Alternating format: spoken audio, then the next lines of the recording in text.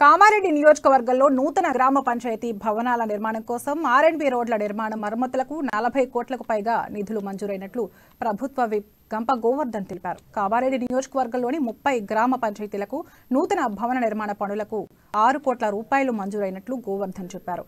ఒక్కో గ్రామ పంచాయతీ భవన నిర్మాణానికి 20 లక్షల చొప్పున మొత్తం 6 కోట్లు మంజూరైనట్లు వివరించారు. అభివృద్ధి పనులకు వెంటనే టెండర్లు పిలిచి పనులు త్వరితగతిన పూర్తయ్యే విధంగా చర్యలు తీసుకుంటామని గోవర్ధన్ తెలిపారు.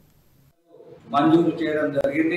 అదేవిధంగా భవానీపేట కేకేవై రోడ్డు ఆర్ఎండ్బి రోడ్ నుండి ఇసాయిపేట్, అదేవిధంగా ఎల్లంపేట్, సోమార్పేట్, రత్నగిరిపల్లి, గజసింగారం స్టేజీ వరకు సుమారు 20 కిలోమీటర్ల దానికి 5 కోట్ల 80 లక్షల రూపాయలు మంజూరు చేయడం జరిగింది. పోసానిపేట వరకు వయా అడ్లూరు రంగంపేట వరకు 2 కోట్ల 11 లక్షల రూపాయలు మంజూరు చేయడం జరిగింది.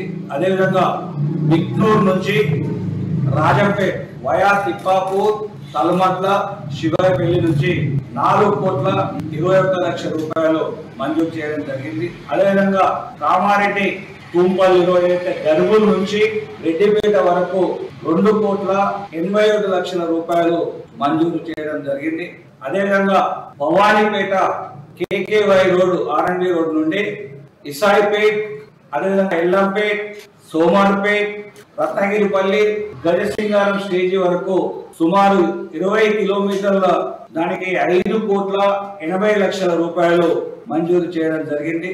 పోసానిపేట వరకు వయా అడ్లూరు రంగంపేట